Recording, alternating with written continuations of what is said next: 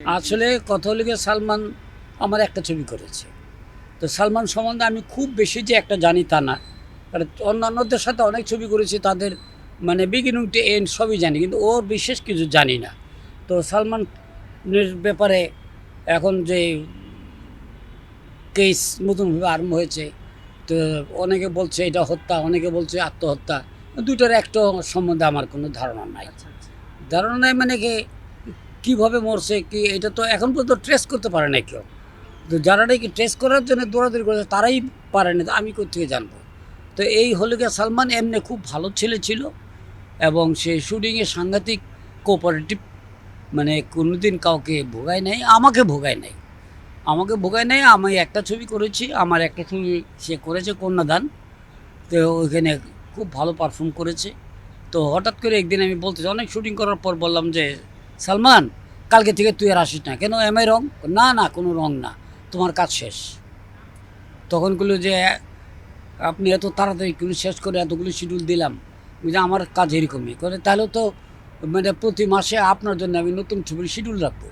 তাহলে আমার জন্য মানে অন্যরা এক ছবি করতে যা লাগে, 3 ছবি করতে লাগে, আপনার মানে 3 ছবি করতে পারবো অনেকের এক ছবি দিয়া, এক শিডিউল দিয়া।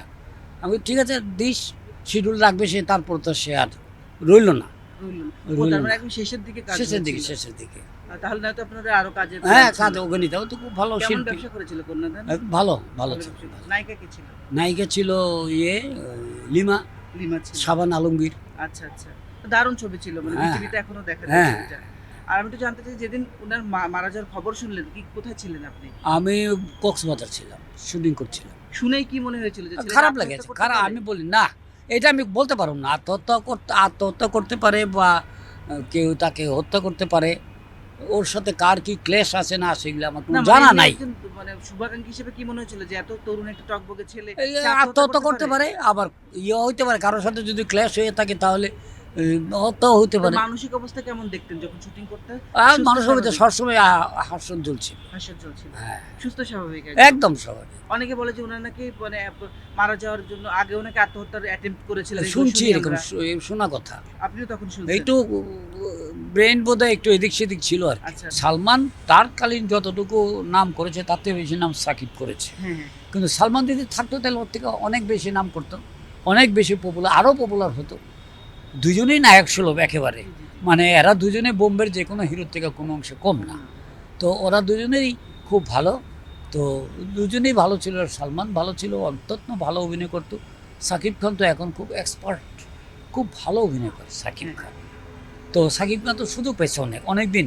সালমান তো বেশি দিন করতে পারে না, শুধু একটু ভাবে বড় বড় ডাইরেক্টরদের সাথে আরও কাজ করলে ও কনসেপশন তার আরও ভালো হতো। অলরেডি কি সালমানকে সাকিব ছাড়িয়ে গিয়েছে? ছাড়িয়ে যাওয়ার কথা আমি বলি না, সালমানের জায়গায় সাকিবের জায়গায়। মানে এই সাকিব কথাটা বেশি বলে- সুযোগ পেয়েছে, বেশি দিন লাস্টিং করেছে, যে জন্য সে প্রত্যেকটা ভালো ভালো ডাইরেক্টরের সাথে কাজ করে সে অভিনয়ে পারদর্শী হয়েছে।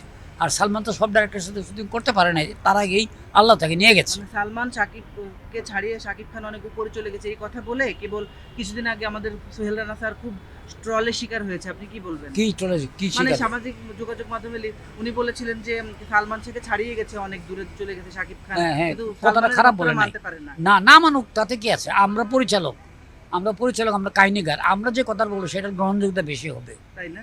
অবশ্যই। দর্শক তো আলাদা, ভালো লাগলো বললো গেলো, কিন্তু আমরা তো খুঁটিয়ে দেখি, একদম নারী নক্ষত্র খুঁটিয়ে দেখি কার কতটুকু দক্ষতা আছে। আচ্ছা। তো আমাদের কথা হলো না, এবং আমরা যেটা বলবো মানে চলচ্চিত্রকাররা যেটা বলবে সেটাই মানে বেশি গ্রহণযোগ্যতা পাবে।